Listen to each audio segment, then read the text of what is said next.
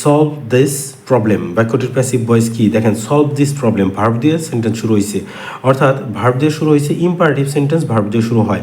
Imperative সেন্টেন্সের ভয়েসে সেন্টেন্সে passive voice হবে লেট, অর্থাৎ যে সব সেন্টেন্সে ভার্ব দিয়ে সেন্টেন্স শুরু হবে অ্যাক্টিভ ভয়েসে প্যাসিভ ভয়েসে লেট দিয়ে কিন্তু সেন্টেন্স শুরু করতে হবে। সো এই গ নাম্বার কারেক্ট আনসার। এখানে দেখুন লেট শুরু হয়েছে প্রথমে, লেট।